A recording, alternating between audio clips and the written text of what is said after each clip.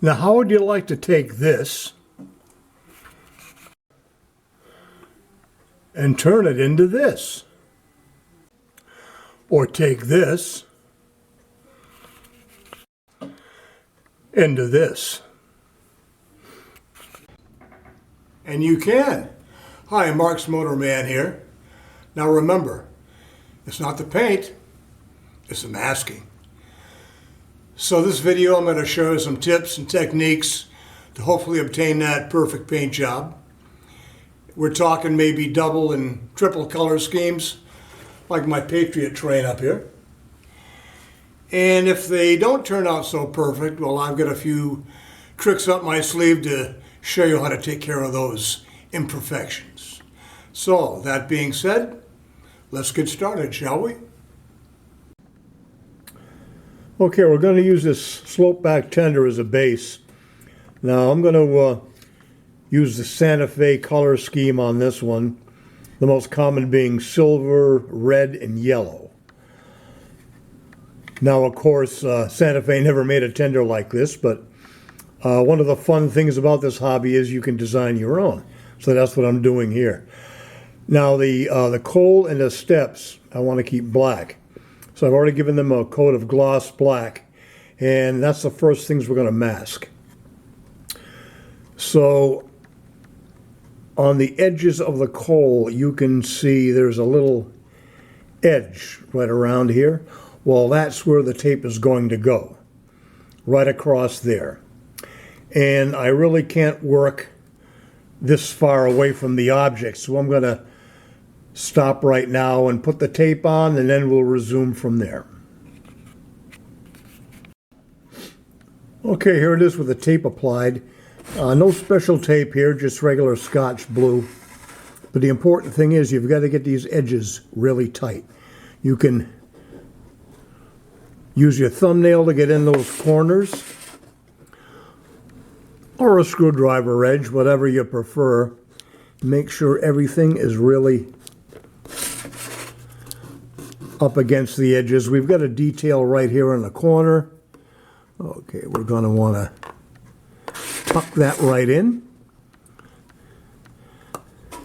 because if not, the paint will go through it. Okay, now for the edging, just take a nice sharp utility knife and find the edge and carefully cut the excess tape out.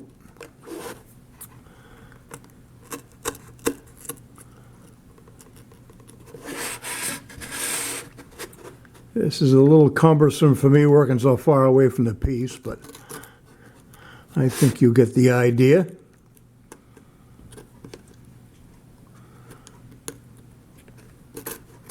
There we go.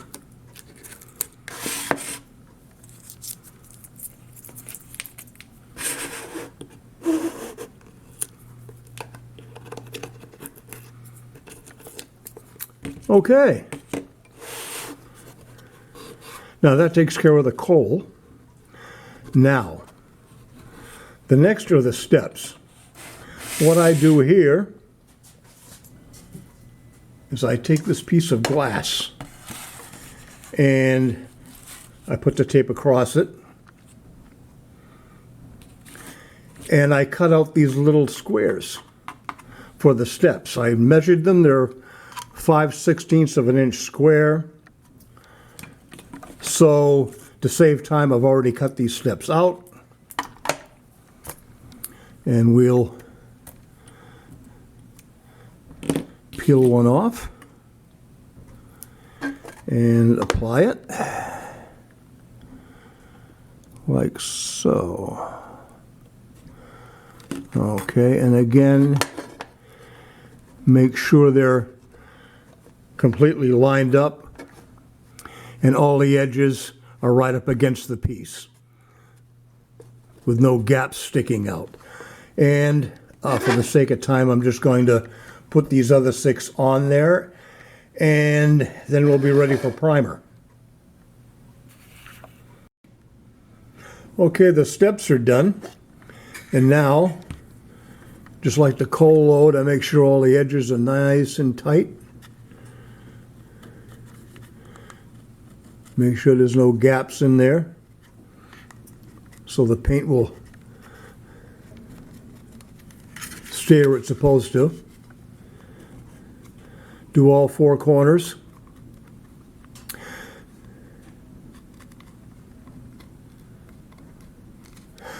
Now, this glass really works great for making custom pieces like I did here, because you can peel it right off the glass and it still has the adhesive to it, so you don't lose any of that. I'm not sure if plexiglass will work or not. I've never tried it, but I know it's not as smooth as real glass. This I got from a window pane repair I did a few years back. But you can use a mirror or whatever else you have. Work just as well. So, now it's off to the paint booth. Okay, here's another example of using glass to cut your designs into the tape. This is a number 21B unit, which I made from the back ends of 2A units. It's another project I'm working on. So what I want to do is I want to make a stripe right across here with the gold that's already been applied. Over that I'm going to paint maroon because it's going to be a Boston and Maine car eventually. So here's the tape. I cut it. It's measured 11.5 inches long. And what I did is I made a template out of cardboard, and I cut that radius on each end of the tape. So now this one and the one I put on the other side will be exactly the same. So I just take these ends off.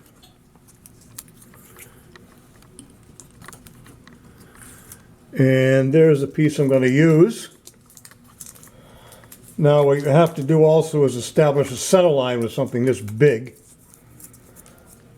So I made a center line right here and also on the piece right here, so I can line those two up. These two pieces of tape here, I measured up 3/8 of an inch on each side so I can use it as a guide to keep it level as well as on center. So I will now peel this off and apply it to the locomotive, like so. Okay, there's a center line, and I'm gonna make sure my height is correct. And okay, there you have it. We'll remove this. And now I'll do the other side, and this piece will be ready for the paint booth. Okay, back to the tender. It's been primed, color's been applied, proper curing time has lapsed, so we're ready to do some more masking. We're going to use a different technique this time with masking tape, which is basically the whole side of the tender. The top, front, and back will be painted red, and this area here in the bottom will be painted black. Okay, here's another tender I'm working on.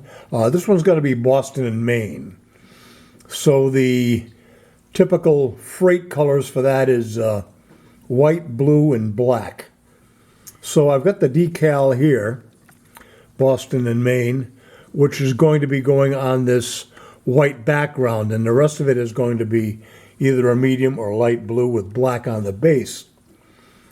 So I'm using the glass technique again. I've already cut two pieces out with a center line, and the decal is going to go right in there when it's done. Now you can see I've also marked a center line on the piece itself. Due to the slope of the tender, I'm assuming the center line is going to be right with this detail right here. So we're going to see what it looks like. But to add a little realism to it, I'm going to put radiuses around the edges. Now, in order to do that, I've got this piece of 1/4 inch tubing, and I'm going to just use that as a template and go around the edges of this tape to make that detail. But I can't do it from this angle, so I'm going to have to shut the camera off for a few minutes, and then I'll show you how it came out. Okay, here's the strips with the radiuses cut on the end. You can see I've already applied one to one side. Okay, center line intact, and I just made sure that it was evenly spaced in between the rivet detail. So, I'll apply the other one the same way.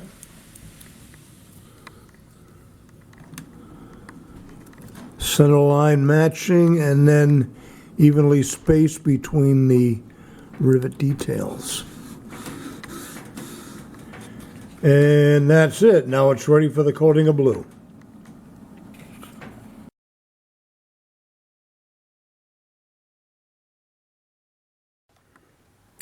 Yes, there's been a change of plans.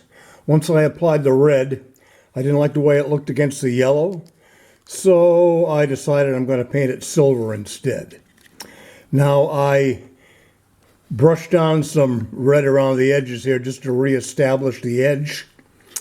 And on the other side, I've already started masking.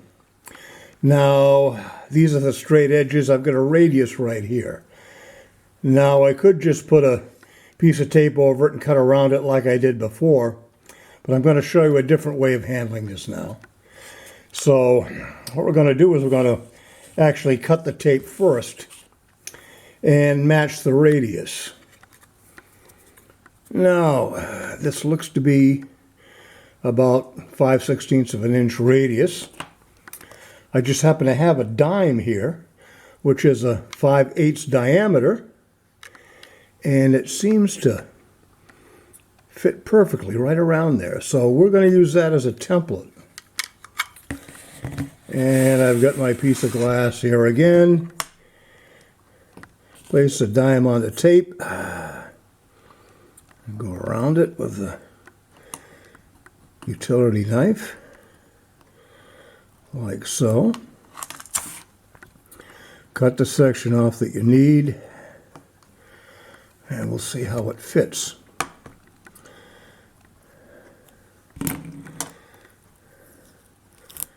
Okay.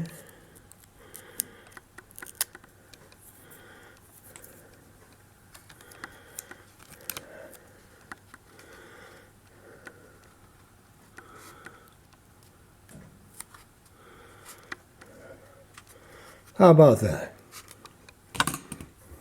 Looks pretty good. We'll just go around the edges here, make sure it's nice and snug. Okay, now I'm going to do the other side, and we will then paint the silver. But first, I've got a piece of newspaper here that I cut, because we certainly don't want to tape around all these details. So I just cut a piece of paper the same width as the car, and we can just fold the tape right over the newspaper as a starting point, and then we'll just do the other side, and at that point we'll be ready to paint. So stay tuned for the next step. Now here it is again, all set for paint. You can see the radius blends right in nice. You know, you can buy a set of radius gauges for $100, but I just prefer to use what's around the house. Now, there's a couple patches I put right here, because I found holes in the newspaper prior to me putting it in the paint booth, so you just can't be too careful. And now the next step will be the actual painting. Yeah, I think the silver looks a lot better than that yellow. Now look at those edges, huh? Just perfect. That's what good masking does. But what happened if it didn't turn out so perfect? Say there was a little overspray here, a little bleeding there from the red. Well, you could try to touch it up with a brush, but one false move and you've ruined your paint job.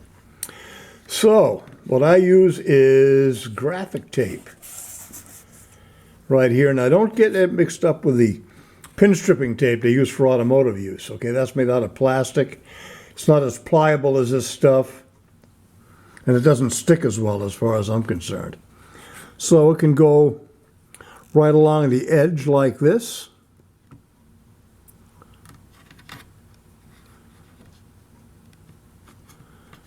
Okay.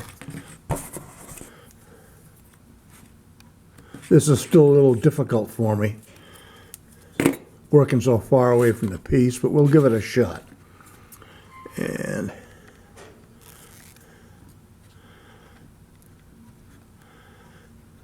this goes just like that, right on the edge.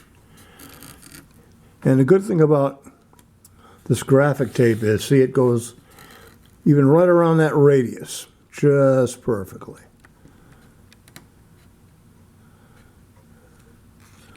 And it makes a nice detail as well.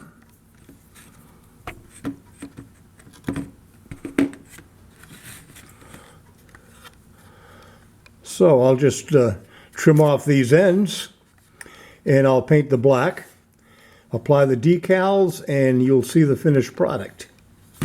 Next segment. And here's the finished product. I added some yellow stripes on the side and the top just to keep the color scheme correct. And you'll notice there's a nice contrast with the gloss black on the coal and the steps against the matte finish on the red. So I hope this video will help you out in your next painting project. So until then, happy masking.